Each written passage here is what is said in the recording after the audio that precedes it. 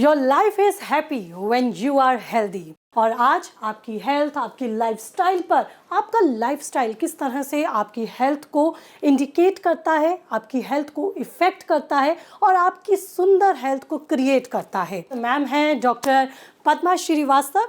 Ma'am AIIMS Delhi की जानी मानी हस्ती हैं, न्यूरोसाइंस की हेड हैं, चीफ हैं और हमारी चीफ गेस्ट हैं।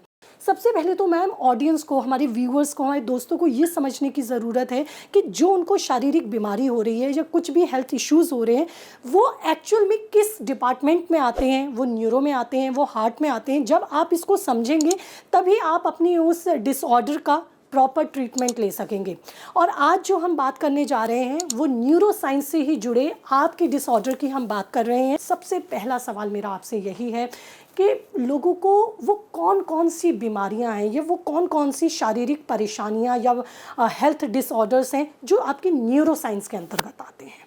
आइए बैठते हैं, हाँ, बैठ के बात कर लेते हैं। सो हम पहले आम जो प्रॉब्लम्स है न्यूरोलॉजी का, उसके बारे में बात कर लेंगे। तो न्यूरोलॉजी या जो दिमाग के जो प्रॉब्लम्स है, जो ब्रेन नर्वस सिस्टम का, तो उसमें आम प्रॉब्लम जो है वो है सिर दर्द। और मैं कहती हूँ जिसको सिर है उसको तो सिर दर्द हुआ ही होगा ज़िंदगी में, तो इतनी आम है। सेकंड इज जो कहते हैं दौरे या मिर्गी की प्रॉब्लम्स, लकवा। देन आपातकालीन स्थिति जो है या इमरजेंसी होता है, उसमें है लकवा या पक्षाघात या ब्रेन अटैक्स या स्ट्रोक्स। एंड जो दिमाग तोड़ बुखारें हैं, जो मेनिंजाइटिस है, इंसेफेलाइटिस है। कुछ वेराइटीज़ ऑफ जो दौरे हैं उसको स्टेटस एपिलेप्टिकस कहते हैं।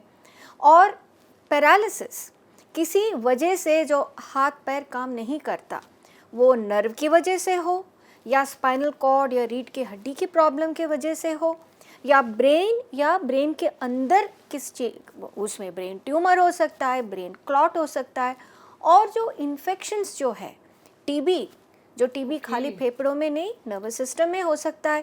कीड़े की प्रॉब्लम होती है, सिस्टिक सर्कोसिस, फंगल इन्फेक्शंस होते हैं। That is what we are dealing with right now. Yes ma'am. तो पोस्ट कोविड या लॉन्ग कोविड में बहुत सारे चीज़ें हैं जिसमें आम प्रॉब्लम्स, अगेन जो फिटीग हो गया, जो आपने सुना होगा mental fog, yes you know, lack of clarity, concentration नहीं कर पा रहे। हम देख रहे हैं लोग इसमें कहीं में कंसंट्रेशन नहीं कर पा रहे। मल्टीटास्किंग जो पहले बहुत अच्छी करते थे, now it has become a Herculean task for them. तो ये one is that. Headaches, chronic headaches, जो पहले माइग्रेन से पीड़ित भी हो, अब तो लगातार सिर दर्द हो रहा है, चक्कर आ रहा है। अगर बच्चों में देखें, we let's start with age groups. तो बच्चों में एक तरह के वन इज एडिक्शन। तो क्योंकि अगर वर्चुअल वर्ल्ड में आप एक हैबिट बन गया कि आपको स्पेशली स्मार्टफोन्स में अभी सब चीज़ जो आपको चाहिए वो है स्मार्टफोन में, एक फिंगर टिप में ऐप्स में आ जाता है। तो एक एडिक्शन बन गया, आप वर्चुअल वर्ल्ड, गेमिंग, उसी में रह गए हैं। तो आपके कनेक्ट रियल वर्ल्ड में नहीं रहा। प्लस आप शायद अच्छे चीज़ भी सीखते होंगे, गलत चीज़ भी आ जाता है। तो आपका कंट्रोलिंग पावर जो है कि क्या अच्छा है क्या बुरा है, जो इन्फ्लुएंस आती है, जो पेरेंट का हो, टीचर का हो, पीयर ग्रुप हो, वो शायद कॉम्प्रोमाइज हो गया। एक और भी चीज़ देख रहे हैं, जब बच्चों को हम मोबाइल से दूर कर रहे हैं या उनको कह रहे हैं कि आप जाइए खेलिए या थोड़ी देर अपनी, तो एक अजीब सा चिड़चिड़ापन उनमें, उनको अच्छा नहीं लगेगा। तो क्या उनको ये एडिक्शन की परेशानी होती है या कुछ हमारा ब्रेन इस सेटअप में आ जाता है कि नहीं भैया मुझे तो अब यही करना है, अब मेरे पेरेंट्स चाहे कुछ भी कह लें। लेकिन ये एक तरह की क्या डिसऑर्डर्स हैं? Actually that is true, because addiction की बात ही ऐसा है कि you get hooked on to something और वो विड्रॉल हो जाता है अगर आपने उसको ब्रेक कर दिया। That is addiction to alcohol, addiction to drugs, addiction to virtual world and your smartphones and mobile. जो स्क्रीन टाइम जो काउंट करते हैं, परसेंटेज देखते हैं, खतरनाक है। मुझे लगता है कि किसी को भी खतरनाक है, और बच्चों में खास तौर से। क्यों? It's a developing brain. आपकी वो ब्रेन ऐसी उस चीज़ में है जिसमें आपको कैपेसिटी टू लर्न बहुत है, आपके पास पोटेंशियल बहुत है। सो उस ग्रोइंग पीरियड में अगर आपने उसको करटेल करके अब इस तरह के एडिक्शंस आ गया तो it is detrimental to a large extent. वो दायरा हमें बनाना होगा कि आखिरकार किस एक्सटेंट तक हमें बच्चों को मोबाइल फ़ोन देना है या किसी भी चीज़ के लिए उन्हें एडिक्टेड करना है। मैम एक चीज़ मैं और देखती हूँ, कुछ पेरेंट्स आइए ना, तो पहले चाय पी लीजिएगा। Okay please ma'am, please continue. हम मैम कई बार ये चीज़ भी देखते हैं कि ये सिर्फ बात मोबाइल की ही नहीं है एडिक्शन में, बात मनवाने का भी एक तरह का एडिक्शन होता है।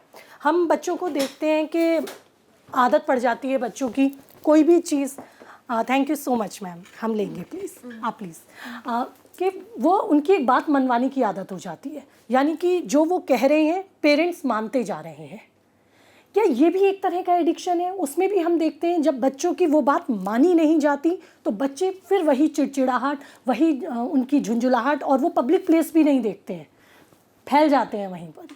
ये किस तरह का आप समझती हैं बच्चों को संभालने की यहाँ ज़रूरत है mental wise? Jyoti, actually like a young parent आपने पूछा ये सवाल, मैं मानती हूँ, बट द थिंग इज़ कि आज I am not blaming any system, but ये एक ज़िंदगी की रफ्तार बहुत तेज़ हो गया है। इट्स ऑल्सो रैट रेस, सब लोग भाग रहे point A to point B, तो भागना ही है, नहीं तो we are out of the race and that is not possible. तो उस रैट रेस में पेरेंट्स भी तो बिज़ी हो गए, उनका भी, अगर आप जैसे they are all young parents like you, तो आपका भी जो प्रोफेशनल जो है चैलेंजेस हैं, यस, 12-16 घंटा इन 24 घंटे के उसमें अगर आप नहीं रहा, देन आप नहीं आगे बढ़ेंगे तो आपकी दिमाग में होगा कि मेरे बच्चे कैसे आगे बढ़ेंगे। To provide secure future to yourself, to children, to parents, तब तक अभी तो वो lot of times are dependent on you. तो ये यंग पेरेंट्स के लिए भी चैलेंज है। तो क्या है, एक इजी वे आउट है, बच्चा अगर टैंट्रम कर रहा है तो वो दे दिया, तो वो चुप हो गया, तो there is peace. Sometimes accidents होते हैं, बच्चों की सिर पे चोट लगती है। इस चीज़ के बारे में मैं आपसे समझना चाहती हूँ कि अगर आपके बच्चे को कहीं भी किसी तरह की माइंड पे चोट लगी है जिसे हम हर समय सीरियसली नहीं लेते हैं, लेकिन वो कितनी सीरियस है? ओके, तो हेड इंजरीज़ की बात करें तो हर चोट हेड इंजरी नहीं होता।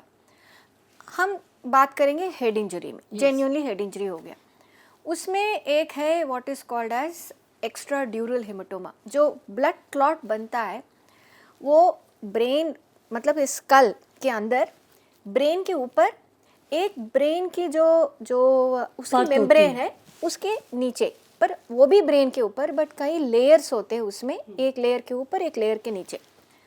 जो लेयर के ऊपर, मतलब जो एक्स्ट्रा ड्यूरल हेमाटोमा बोलते हैं, वो बहुत ख़तरनाक है, क्योंकि लोगों को पता नहीं चलता कि वो सीरियस है।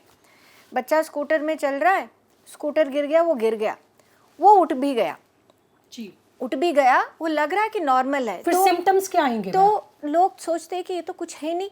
पर अगर स्कूटर चलते चलते गिर गया बच्चा और कुछ क्षणों तक वो बेहोश रहा, पर होश आ गया, उसके बाद ठीक भी रहा, तो जाना चाहिए, क्योंकि उसके बाद एक लूसिड इंटरवल बोलते हैं, उसमें लगता है कि सब कुछ ठीक है, पर एकदम से बेहोशी आ जाएगा, वो जान के खतरा बन जाएगा। That is true in ADH। सो जो रेड फ्लैग्स क्या होता है, या वो बेहोश हो गया, बेहोश ही रहा, तो वो तो ठीक है, सब लोग तो हॉस्पिटल ही भागेंगे, पर कुछ देर बेहोश हो गया, उसके बाद ठीक हो गया, तो ये नहीं सोचना अब तो ठीक ही है ना। हाँ जी, हाँ जी। दूसरा, ऑब्वियसली अगर वो उल्टियाँ कर रहे हैं, या तीसरा, अगर कहीं से लग रहा है कि कान से कुछ खून आ रहा है, नाक से कुछ खून आ रहा है, वो पहुँच भी लिया, खून आ रहा है, दैट्स अ रेड फ्लैग। कि कई बार स्पेशली बहुत छोटे बच्चे होते हैं, वो रोते ही जाते हैं, वो बताते नहीं है कि कुछ प्रॉब्लम है। And obviously last would be कि वो कहते हैं कि बहुत ज़्यादा सिर दर्द है, बहुत ज़्यादा सिर दर्द है, चक्कर आ रहा है। परंतु मुझे लगता है कि कोई भी चोट लगा तो एक बार तो जाके दिखाई लेना, क्योंकि there are times when we do not know कि ये इतना सीरियस नहीं है। हमें ज़रूरी है अपनी लाइफस्टाइल को बहुत अच्छे तरीके से रखने का, और मैं उम्मीद भी करती हूँ कि डॉक्टर साहब ने जो भी चीज़ें हमें बताई, आपने उसे समझा होगा, आगे आप उसे फॉलो करेंगे एक हेल्दी और स्मार्ट लाइफ जीने के लिए। बहुत बहुत शुक्रिया।